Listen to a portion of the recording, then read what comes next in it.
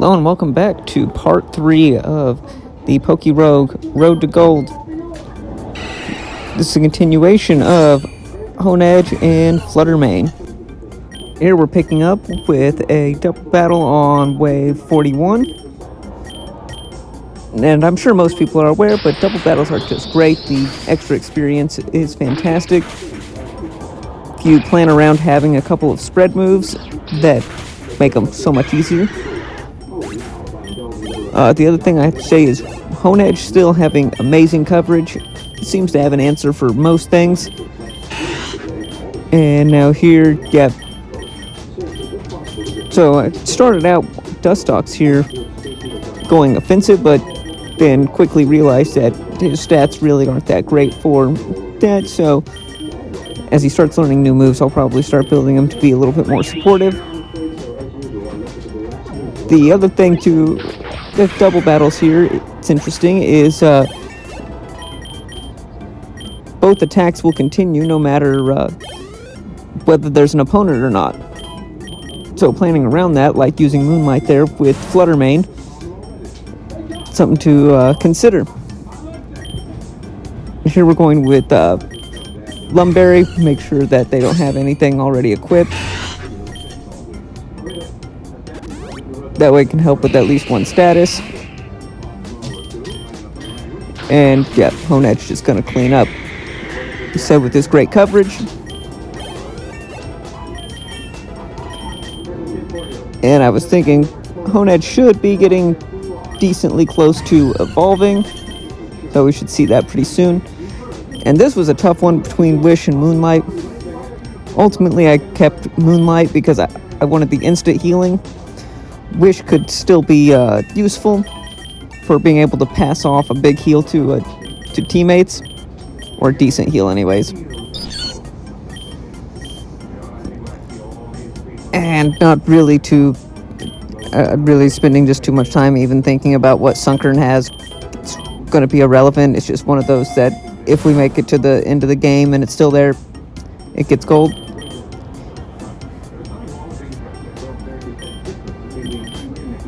Now, yeah, this is where picking up boosting items is really important. It's going to help improve stats over the course of the game, especially at the end when they're over level 100. Now, Charge Beam's it's a fantastic move since you have persistent stat buffs. And provides a lot of needed coverage, which is going to be really important for later.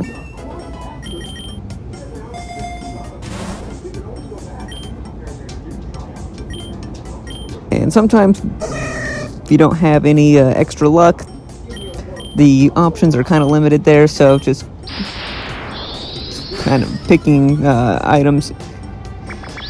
Sometimes it's tough.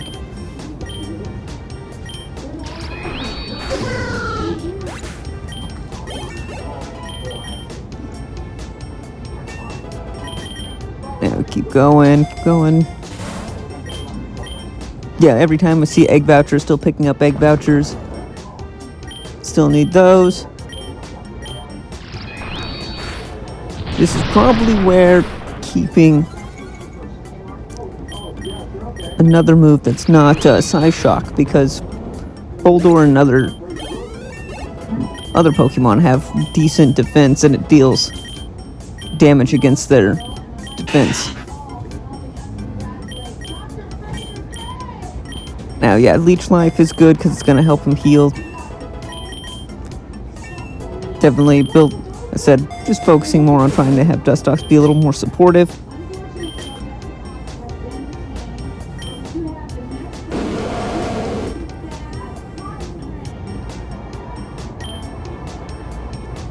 And I think we're going to...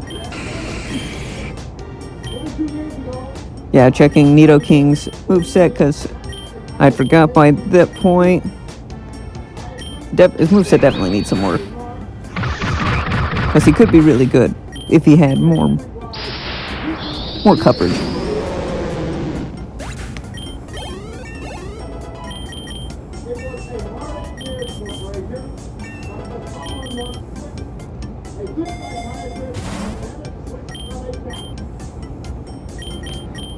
Now here, this is where you've got to make sure you spend your money wisely, because 2 potions will give you slightly less results for a similar cost to the super potion, and it becomes a lot worse as it goes on. And yeah, this is another part where I wish that I had something to hit these Graveler on their special defense so that I could just knock them out with Flutter Mane.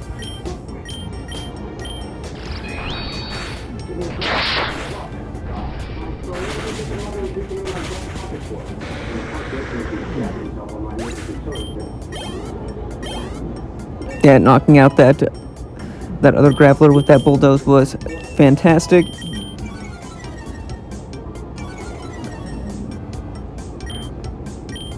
Honestly, I probably should have switched Hone Edge out here.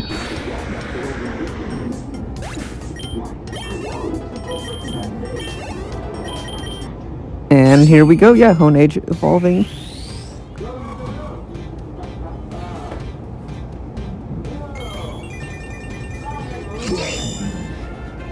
Now, Two-Blade is going to be great, definitely gets a nice stat boost.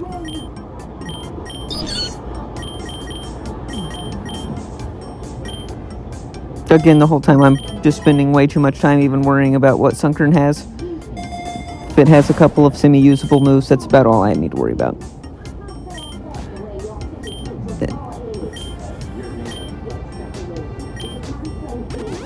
Yeah, the PP up for Moonlight, it's gonna be good.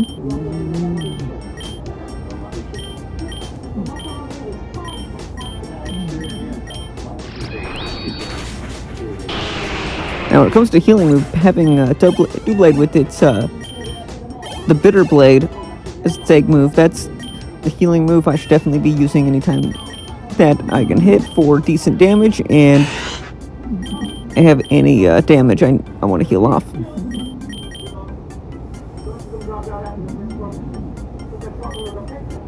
Yeah, we can get rid of Venoshock, it's nothing spectacular.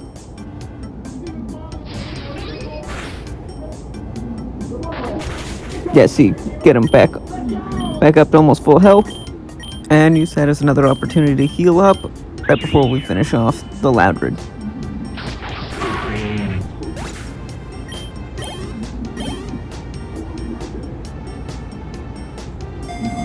I think the slow growth rate's definitely going to be a problem, because Flutter Mane just always seems to be struggling to get enough experience to level up and keep hitting those level caps consistently.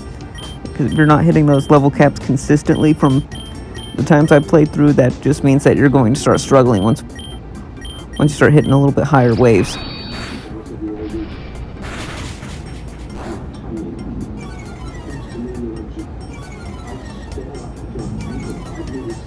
I have to remember that those speed drops are persistent unless we hit a trainer battle, so definitely got to keep that in mind. But Flutter Mane's super fast, so that still shouldn't be a problem. Now, Dazzling Gleam, this is probably where I think I make the critical mistake for this whole run. I told you Charge Beam's really good, and I wanted to keep Thunder Wave, but I really probably should have just got rid of Thunder Wave and kept Charge Beam, because that would have gave Flutter Mane a really good set, because it's way more offensive instead of support with that base 133 special attack. And that one's going to be really big reason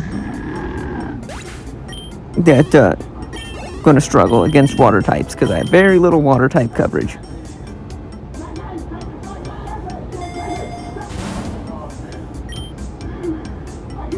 This is one of those where the choice is kind of tough.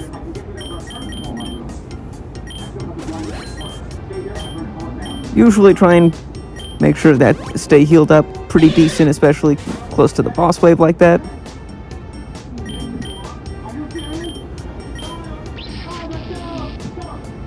And I think I'm still trying to get some utility out of Thunder Wave here. It's not really that necessary. Shuckle's not really that threatening. Okay, get full para. That's cool. Shuckle has garbage HP. Super high defense, garbage HP. And yeah, really, agility's not that useful for Fletchinder / Talonflame. He's already naturally fast.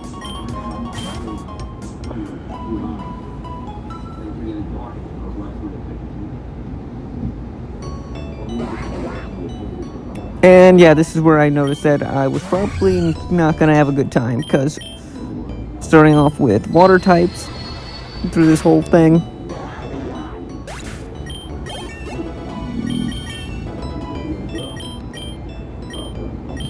And let's get some stab action back. This is another tough choice, figuring out how to have more coverage. Ultimately, wait, what did I go with? I think Psycho Cut, because Psychic doesn't really have that great of coverage compared to Flying, for example, helping with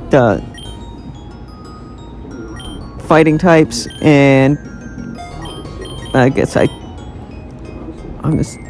thought it was other way around. Yep, egg vouchers. Definitely want those egg vouchers.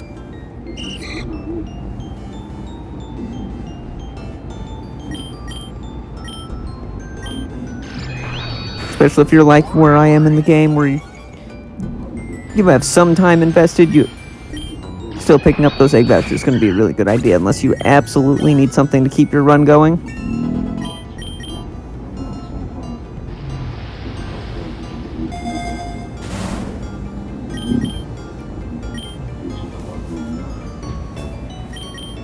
Yeah, there's not really anything that really stands out to me here. Yeah, I guess PP up Bitter Blade, yeah. And when I saw Gyarados, I already realized that, not having Charge Beam was a really massive problem. Because Gyarados is just bulky enough and very offensively threatening. Especially to both of them being Ghost type. Fluttermane taking neutral from Dark, and Two-Blade taking super effective damage from Dark.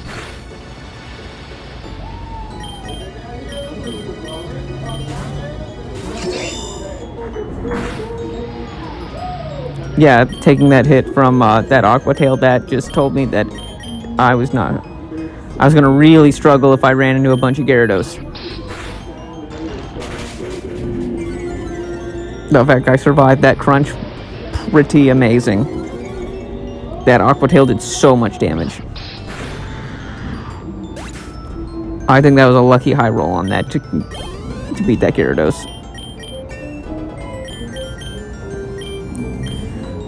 But if you're paying attention and you see what wave counter we're on, we're getting really close to 55. 55 is when the next rival fight happens. Right, yeah, then I'm gonna make sure we heal up. Like I said, I knew the rival fight's coming up. I'll make sure I'm at least decently prepared. Then probably let's take... Yeah, potion saves you money. Could have gone for the max lure. That's one where I probably will start preferring the lures. Especially if working with more that have the slow growth rate. And then here, yeah, just got a sack Sunker, and Sunker's not that useful. This Dreadnought, again with Bite. Massive dark weakness. And Nidoking finally showing that it's useful. That Mega Horn is really nice to have.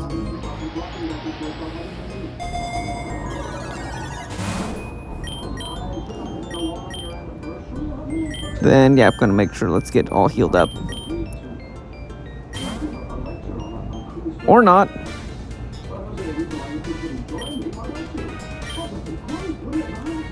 Alright, well, let's see what we can do.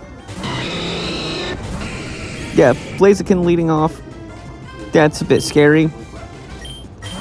Don't have a good answer here. I thought I'd set up some toxic spikes. Then that 2 cannons out. Yep, so we got 2 layers of toxic spikes. I'm surprised that it's going for hidden power and it's not really doing anything. And yeah, just watch the accuracy on this 85% accurate Mega Horn. That's just kind of insane.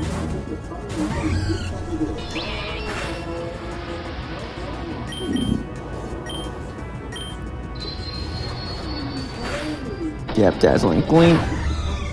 Yeah, 2 Cannon, I forgot, is decently strong. Especially against something as physically frail as Fluttermane. Yeah, so there's 2 Mega Horn misses. Yeah. That was a bit annoying.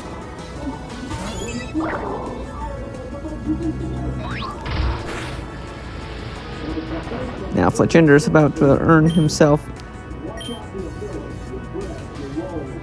his keep here. And I have no idea what I was doing. Switching back into Doublade being slow and very weak. Especially when I knew that Blaziken would potentially be coming out.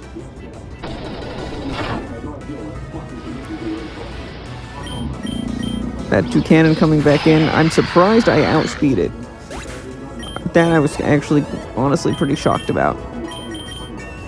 I know Doublade's not that fast. Getting the toxic up on the Blaziken, that's pretty nice. I knew that Fletchender could wall him pretty easily. Shouldn't really have anything. Fighting type moves, blank. Fire type moves, not. That won't do anything.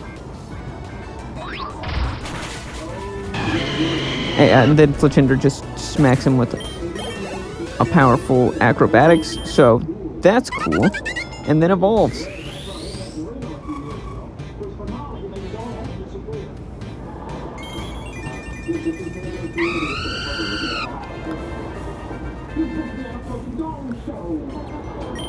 Yep, and Talon. You know, having that Talonflame is going to be super nice.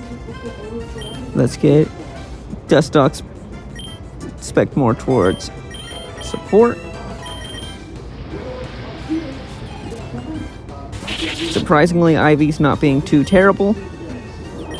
Yeah, losing Fluttermane is kind of a big deal, but that kind of deal with. Yeah, Survivor is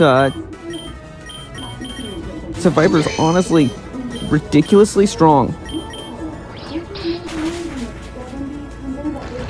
And the fact that it survived that and did not knock out Doublade is also kind of wild. I was really expecting a knockout if I didn't knock him out.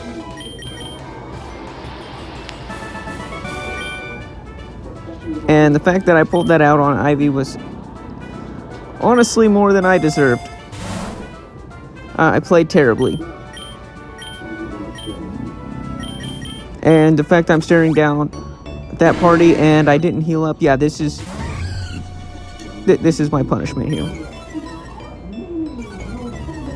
Yeah, how much I struggled with that Gyarados before, yeah, this I'm honestly just going to deserve the wipe that I get right here.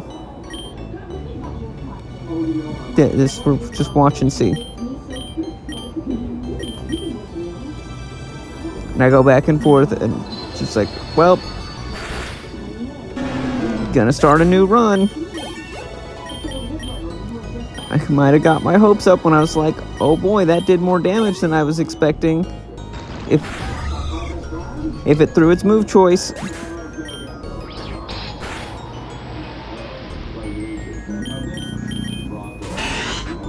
But nope. Now Dustox falling behind. And Doublade's basically dead to anything but a light breeze.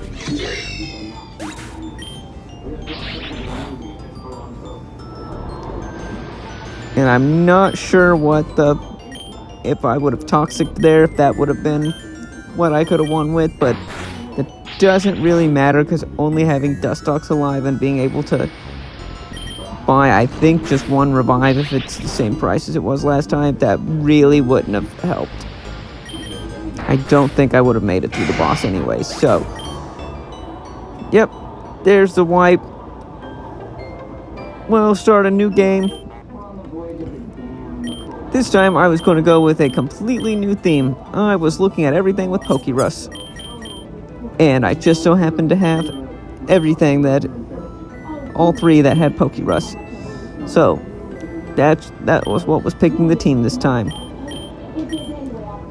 So we start with Grooky, Pancham, which these are some interesting ones, and this Pancham is actually kind of cracked at having some really good IVs.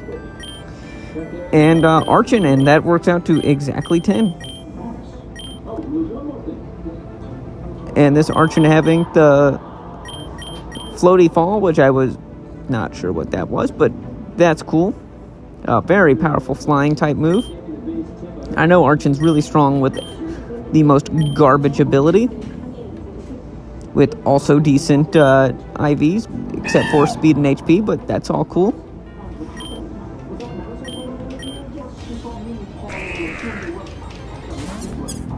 So we start back again, and this is also where I want to say a main part here is having fun. I think that having fun and just playing this where I get a little bit better, get a little bit more candy.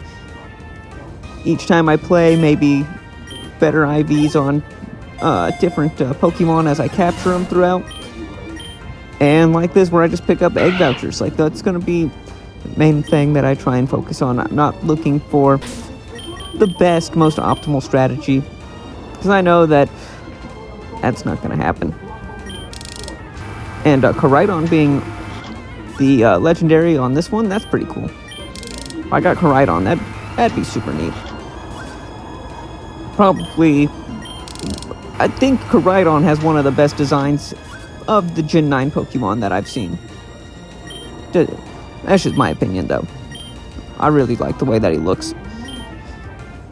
The future Paradox ones are kind of cool. I like the idea of the robots. It just didn't really stick as well as all of the ancient versions looking.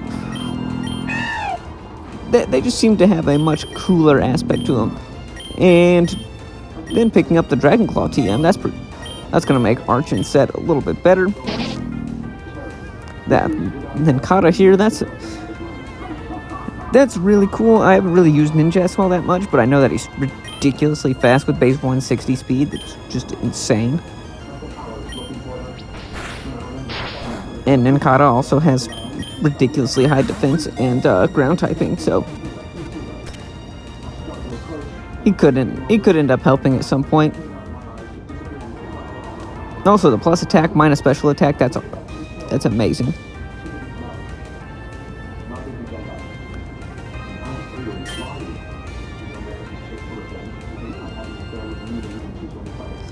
And at this point, it's kind of like, yeah, Archen's just going to, he's probably going to be the one that carries the team for a little bit, because his stats are just so much higher than the rest of the team, unless they have a type advantage.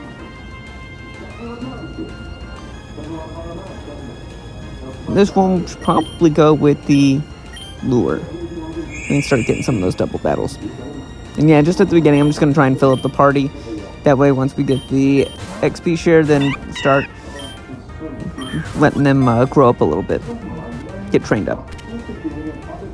And Blipbug's one of those. I haven't used Blipbug before. For some reason, Gen 8 is the one thing that I just completely missed. I had every intention of playing it, but I didn't get a Switch till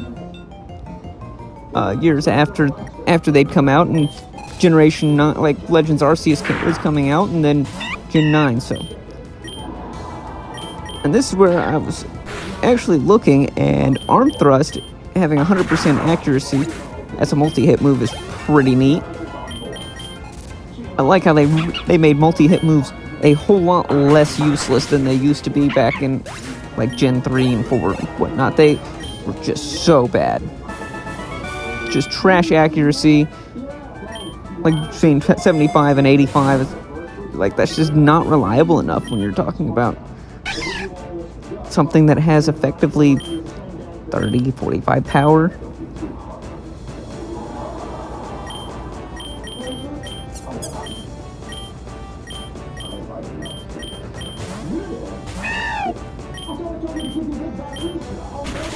And yeah, don't really need Hop It, but that could be cool support at some point.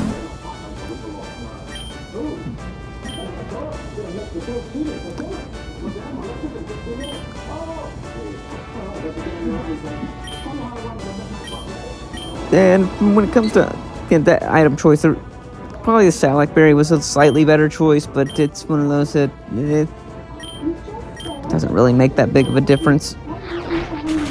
I've noticed all three of my main attackers are physical attackers, so the X special special attack didn't do anything. And yeah, no other choice. Yeah, just pick up some balls, because at some point you might want to try and get something, especially one of the boss Pokemon. Then we have the Wave 8 Iris fight, or Ivy fight.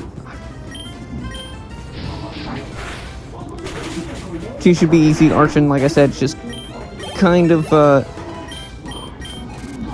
pretty strong for this point, and has decent coverage between rock and flying.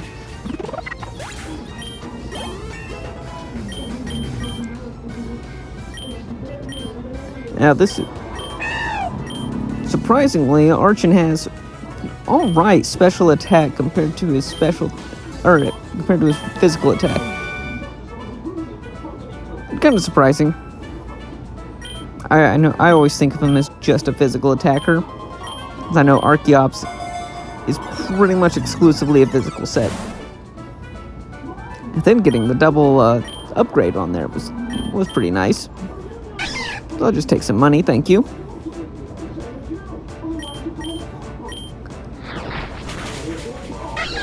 And now that we have the XP share, that's going to be fantastic. Help bring up the rest of the team. And now Citrus Berry on Archen is going to be very important, since if he gets below half, it's going to help push him back over, hopefully, push him up in health, so that he's out of Defeatist, because that is just such a bad... If he gets in Defeatist, he's basically just a sack at that point. Now this is kind of the plus side of those multi-hit moves against the boss Pokemon, because if you're able to knock them below one of the bars, you'll still keep attacking into that second or third bar. It doesn't gate out the extra hits.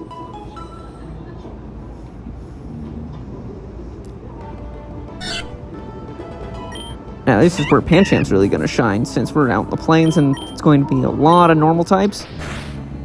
He's really gonna show what he's up to.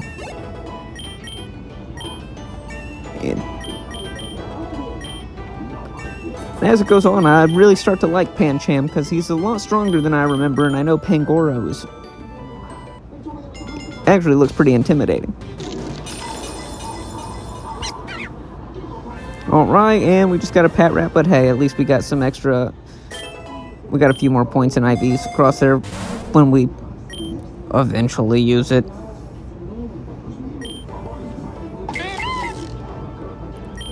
Yeah, the dire hit, yeah, for the extra crit chance, that's gonna be good.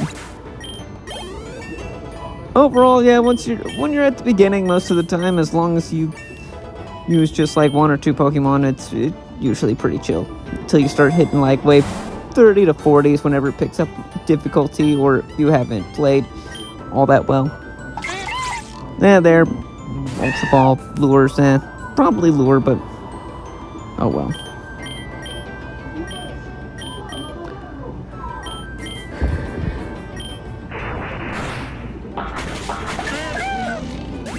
Let's see here, then.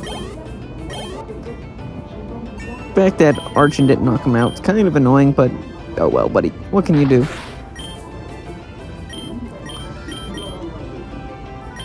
And I think that I'm going to be... Nope. Okay, yeah, just... And then now just using that tackle into nothing, so don't really waste any valuable PP into anything.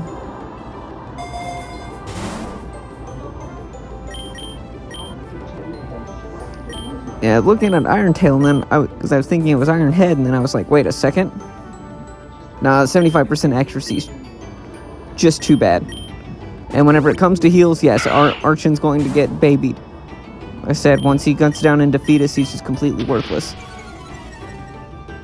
Half attack and special attack, just...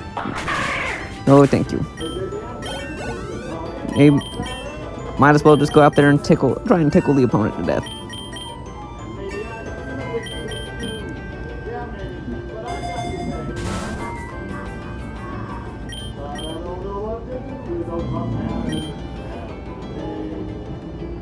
Yeah, just go ahead, get the heal off.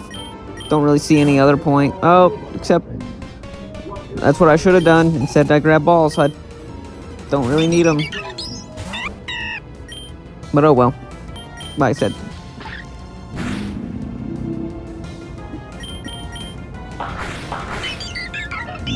And yeah, all these normal, even with the flying types here, but because it's the normal flying, they're Pancham's just cleaning up.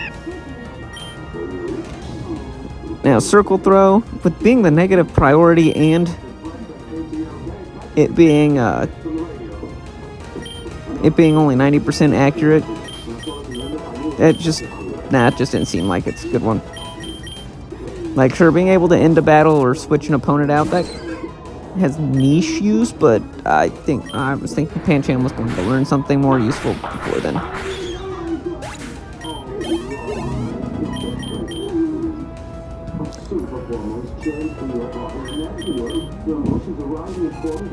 And since Blipbug hit 7 and hadn't evolved yet, I was kind of like, huh, that's a bit different. I'm so used to the Caterpies into Metapod and Beetle's Kuna type thing where they just evolve so early. Yeah, this Farfetch'd is kind of scary. Because he was hitting Pancham pretty hard. Luckily, Archen is able to hit that 95% accurate. Missing those 5%, terrible. It always feels terrible. And yeah, this is, like I said, where his special attack is serviceable and Ancient Power is a little bit stronger. I was trying to aim for Omni Boost, but more than anything, consistency, that 100% accuracy versus the 90%.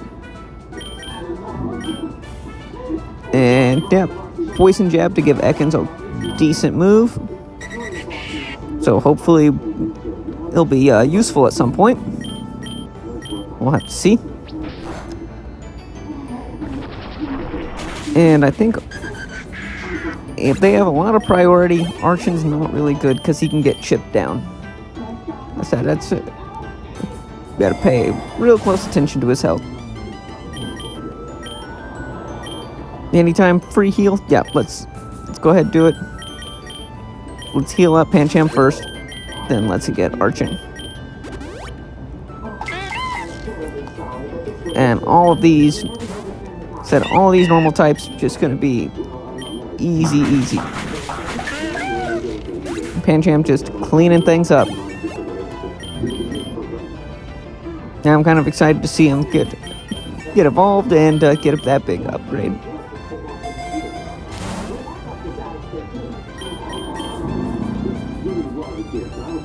Let's see here. Oh yeah, U-turn on Grooky. That's going to be really useful, especially if he's able to get up into Thwacky/Rillaboom. I'm able to get to the point where I get him evolved into Rillaboom, and then he's able to U-turn out on something that he doesn't want to fight. And then go into like Pancham or Archen because they have a lot of decent resists. I want to hit him like bug types or something. Yeah, that's gonna be fun to play around with.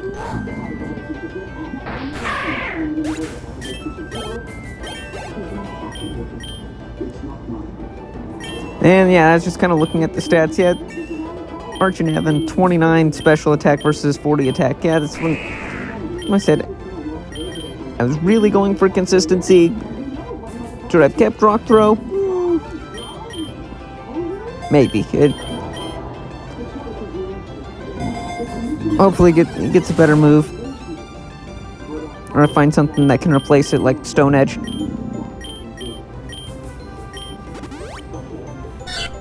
But there shouldn't really be anything major threatening going on here. Like I said, Pancham's just too good. And the fact that he was able to hit up the level cap shows that things are going pretty well. Not having tackles, which is normal in fighting moves on Pancham, yeah, sure.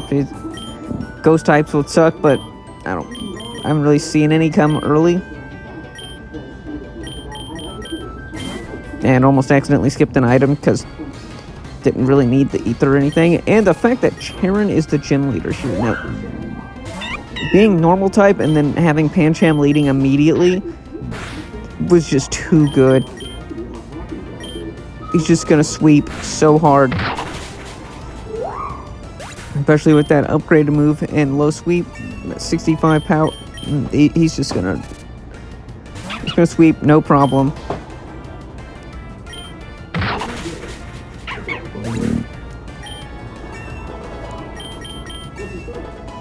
Yeah, like I said, this has been a great way to experience some of those Gen 8 Pokemon. Like I said, really get to enjoy Rillaboom, play around with this set. I said that was super easy.